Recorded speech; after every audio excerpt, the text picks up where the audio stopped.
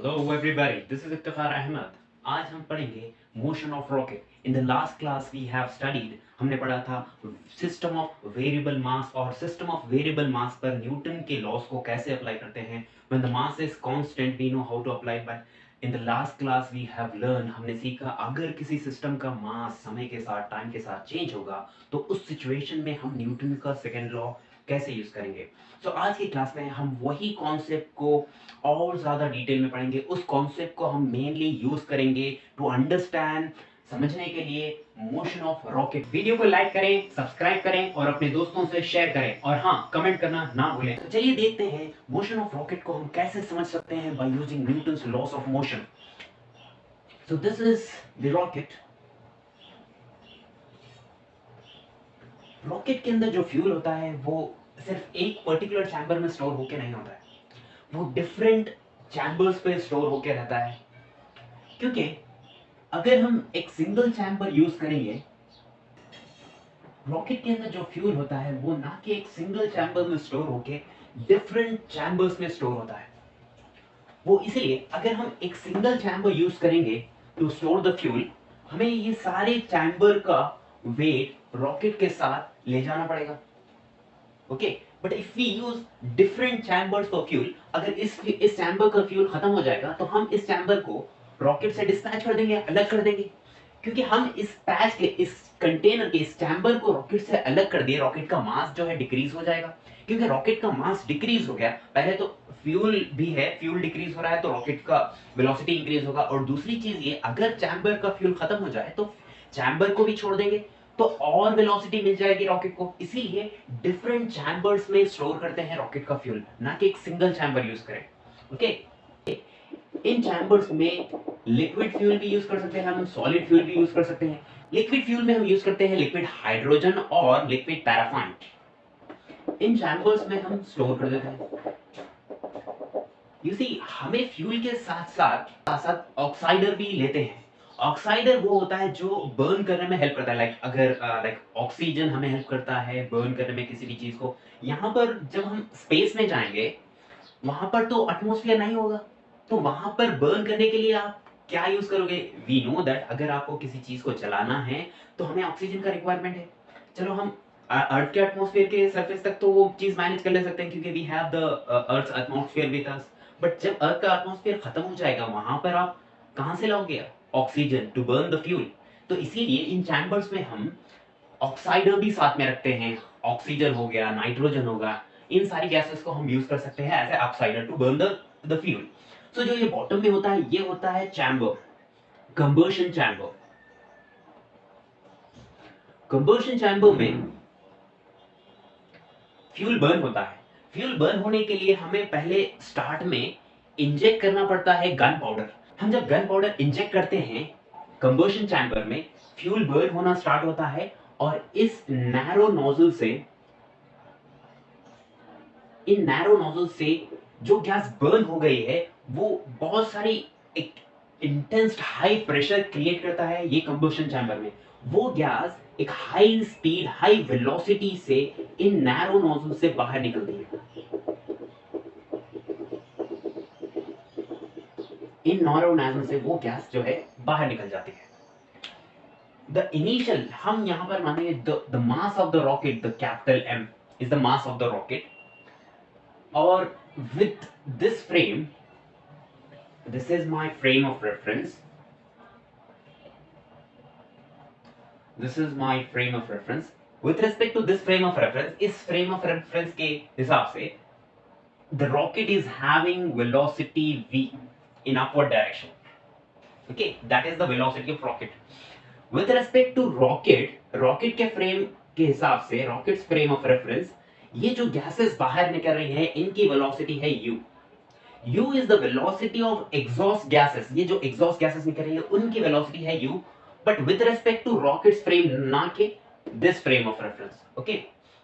Now according to this frame of reference, the velocity of exhaust gas according to this frame of reference is v minus u. Okay. और यहाँ पर जो amount of exhaust gas बाहर आ रहा है उसे हम कह रहे हैं small m, delta m of mass is coming out from the rocket. इस पूरी प्रोसेस को समझने के लिए, इस मोशन ऑफ रॉकेट को समझने के लिए I have a small video clip for you. इस वीडियो में आप देखोगे कि वी हैव अ रॉकेट जिसके अंदर डिफरेंट चैम्बर्स में फ्यूल और ऑक्साइडर अवेलेबल है। जो सबसे बॉटम में होता है उसे हम कहते हैं कंबशन। इस कंबशन चैम्बर में फ्यूल और ऑक्साइडर मिलते हैं और फ्यूल बर्न होता है, और विद हाई इंटेंस वेलोसिटी ये एग्जॉस्ट गैस एक गैस जेट के फॉर्म में डाउनवर्ड डायरेक्शन में मूव होते हैं। That is the force of action. और उस फोर्स ऑफ एक्शन की वजह से रॉकेट पे एक फोर्स अप्लाई होता है, the force of reaction. That's why rocket क्या है, ऊपर के डायरेक्शन में मूव होता है। You can see in this video that. अब हम डिराइव करेंगे रॉकेट के दो इक्वेशंस ऑफ मोशन, जो रॉकेट के मोशन को कंप्लीटली एक्सप्लेन कर देंगे। इन दो इक्वेशंस की मदद से ही हमें यह मालूम होता है कि अगर आपके रॉकेट का इतना मास है, कुछ अमाउंट ऑफ मास, उतने अमाउंट ऑफ मास को लिफ्ट करने के लिए जो नीचे से जो एग्जॉस्ट गैस जेट निकल रहा है उसकी कितनी वेलोसिटी होगी। अगर आपको ज्यादा वेलोसिटी चाहिए एग्जॉस्ट गैस की, तो जो फ्यूल dm/dt है, the rate of burning of the fuel, वो ज्यादा होना चाहिए। वो कितना ज्यादा होना चाहिए, एक सेकंड में कितना फ्यूल बर्न हो जाना चाहिए, वो सारे सवालों के जवाब हमें ये रॉकेट के दो इक्वेशंस की मदद से मालूम होगा।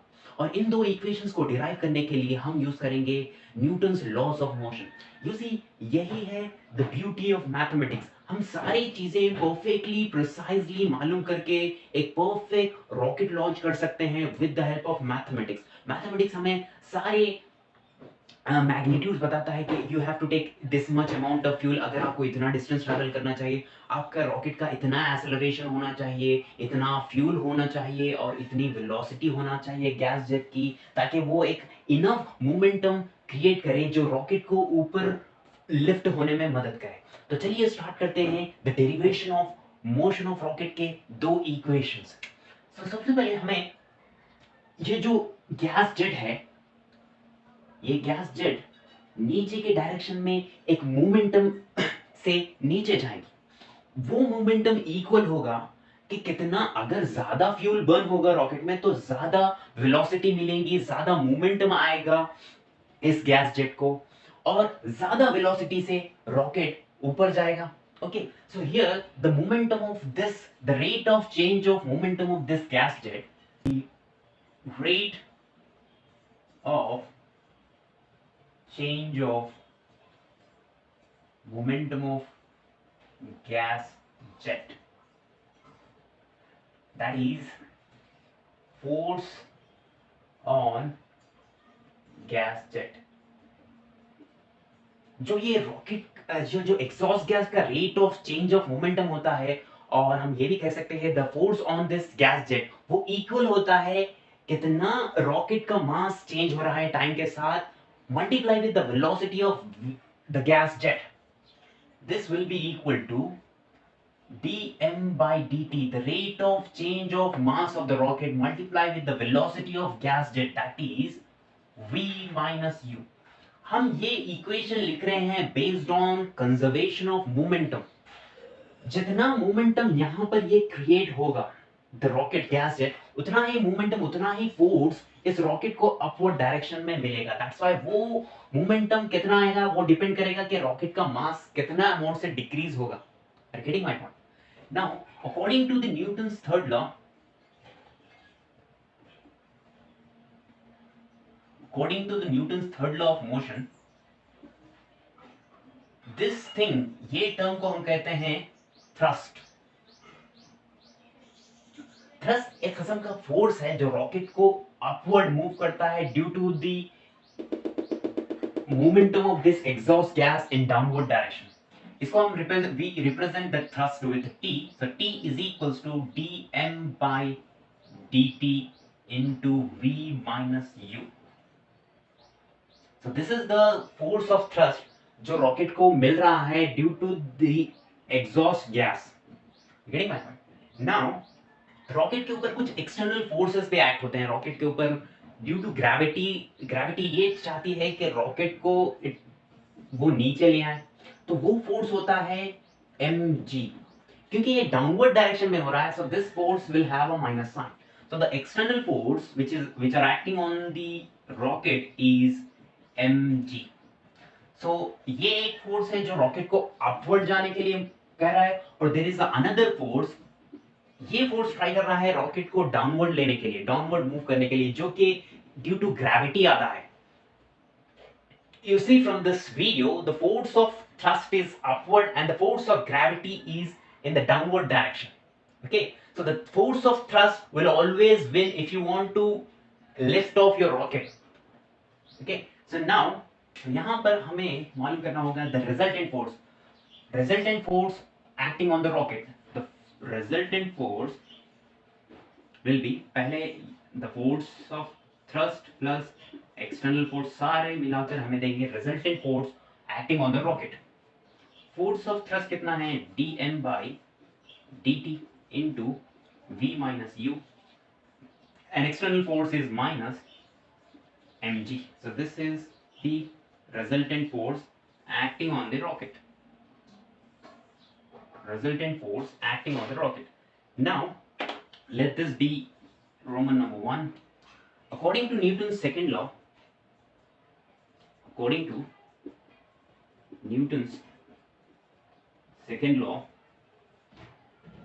F resultant is equals to, हम यहाँ पर ये न्यूटन का सेकंड लॉ अप्लाई कर रहे हैं टू दिस सिस्टम, रॉकेट के सिस्टम के लिए, क्योंकि इसका मास इक्विवेलेबल है, इसलिए हम इसे डेरिवेटिव के अंदर ही रखेंगे, बाहर नहीं निकालेंगे। So let this be Roman number 2, so Roman number 1 और Roman number 2। So from Roman number 1 and Roman number 2 we can write, यहाँ पर इस F रिजल्टेंट की जगह हम लिख देंगे d by dt of mv is equals to dm by dt of v minus u minus mg. Now यहाँ पर हम अप्लाई करेंगे uv formula, m dv by dt plus v dm by dt is equals to, ये dm by dt को अंदर multiply कर देंगे bracket में, so it will be v dm by dt minus u dm by dt minus mg. So v dm by dt ये दो चीजें cancel हो जाएंगी, and we are left with m dv by dt is equals to minus u dm by dt minus mg. If we send this m to that side, it will be dv by dt is equals to minus u by m dm by dt minus mg. This equation, इस equation को हम कहते हैं first rocket equation. इस equation की मदद से हम एक्सेलरेशन ऑफ द रॉकेट मालूम कर सकते हैं। एक्सेलरेशन ऑफ द रॉकेट, हमें ये कितने रेट से फ्यूल बर्न हो रहा है वो भी मालूम हो सकता है, कितना मास है रॉकेट का, और एग्जॉस्ट गैस की कितनी वेलोसिटी है ये भी मालूम हो सकता है। Okay, so this is the first rocket equation. Okay, now we will derive the second rocket equation. Second rocket equation को डिराइव करने के लिए हम इसी इक्वेशन का यूज करेंगे।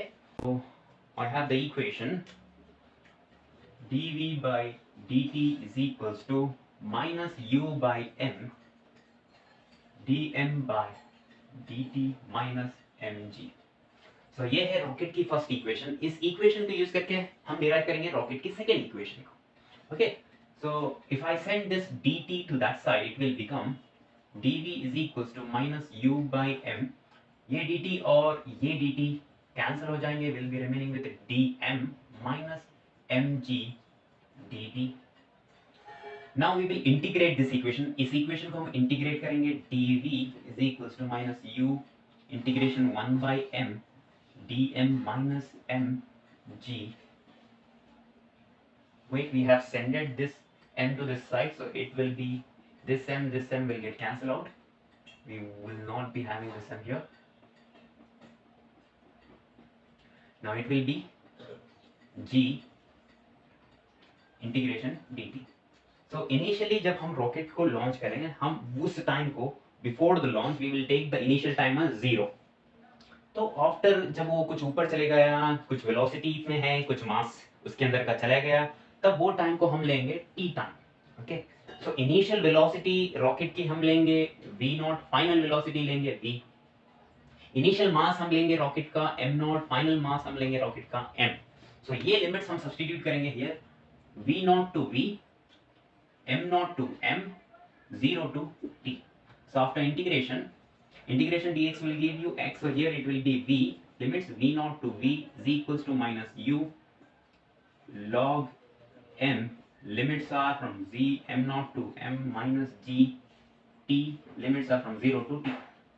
So here it will be v minus v naught is equals to minus u, यहाँ पर हमें मिलेगा log m minus log m naught, so it will be log a minus b, so log a minus b can so it will be log a minus log b, log a minus log b can be written as log a by b, तो हम इसे direct log a by b के form में लिखेंगे, the base e है, so m minus m naught minus gt। If we send this v naught to there, it will be v naught, if we replace, अगर हम m naught को ऊपर कर दें और m को नीचे करते हैं तो we have to multiply this term with a minus, so वो minus और ये minus it will become plus u log m naught by m is equals to minus gt। इस इक्वेशन को हम कहते हैं second rocket equation.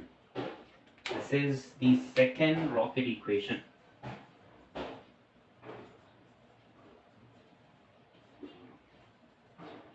Second rocket equation, second rocket equation की वजह से हम ये मालूम कर सकते हैं, हम रॉकेट की वेलोसिटी मालूम कर सकते हैं, log masses मालूम कर सकते हैं। so this will be the, this is the second rocket equation। now we'll discuss, हम कुछ स्पेशल केसेस डिस्कस करेंगे ये सेकेंड इक्वेशन के। द स्पेशल केस नंबर 1, अगर हम ग्रेविटी को इग्नोर करेंगे, if we ignore the gravitational force, तो ये g का वैल्यू 0 हो जाएगा। इस सिचुएशन में सेकेंड रॉकेट इक्वेशन हो जाएगी v is equals to v naught minus u log m naught by m। The third term will be not there, third term चलेगा क्योंकि हमने एक ऐसा स्पेशल केस लिया जहां पर ग्रेविटी को हमने इग्नोर किया।